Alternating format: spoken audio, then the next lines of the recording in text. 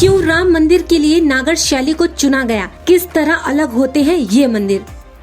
आज रामलला की प्राण प्रतिष्ठा को लेकर पूरे देश में जश्न का माहौल है। राम मंदिर बेहद भव्य हो, इसकी सारी कोशिशें की गई, चाहे इसमें मकराना का संगमरमर हो या फिर नक्काशी के लिए इस्तेमाल खास कर्नाटकी बलुआ। लेकिन इन सारी चीजों के बीच में जानने वाली बात ये है कि मंदिर नागर स्थापत्य के स्टाइल में बना है। राम मंदिर के लिए नागर शैली को लिया गया क्योंकि उत्तर भारत और नदियों से सटे हुए इलाकों में यह शैली प्रचलित है। इस वास्तुकला की अपनी खासियतें हैं। देश में मंदिर बनाने की 3 शैलियाँ प्रमुख थी। इनमें नागर, द्रविड़ और वेसर है। 5वीं सदी के उत्तर भारत में मंदिरों पर ये प्रयोग होने लगा। इसी दौरान साउथ में द्रविड़ शैली विकसित हो चुकी थी। नागर शैली में मंदिर बनाते हुए कुछ खास बातों का ध्यान रखा जाता है, जैसे इसमें मुख्य इमारत ऊंची जगह पर बनी होती है, जैसे कोई चबूतरा नुमा स्थान। इसी पर ही गर्भगृह होता है जहां मंदिर के मुख्य देवी या देवता की पूजा होती है। रामलला की प्राण प्रतिष्ठा गर्भगृह में ही हो रही है। इसी के ऊपर शिखर होता है।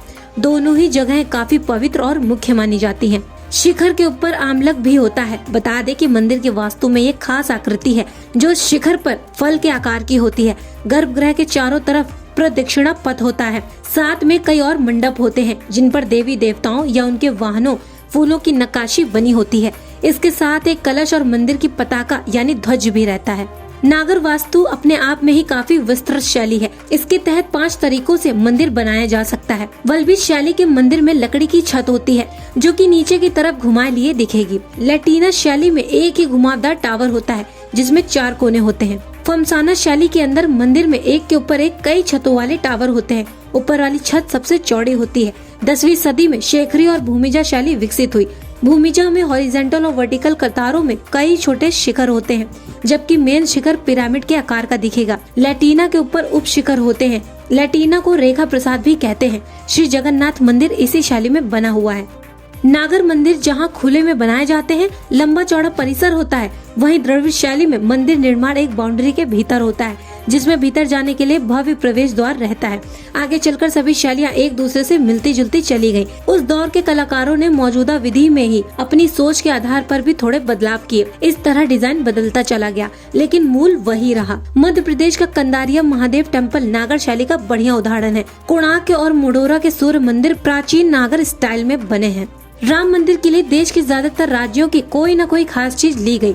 मंदिर के निर्माण में राजस्थान के नागौर के मकराना का इस्तेमाल हुआ है। मकराना के मार्बल से ही राम मंदिर के गर्भगृह में सिंहासन बनाया गया है। भगवान श्री राम के सिंहासन पर सोने की परत चढ़ाई गई है। गर्भगृह और फर्श में मकराना का सफेद मार्बल लगा है।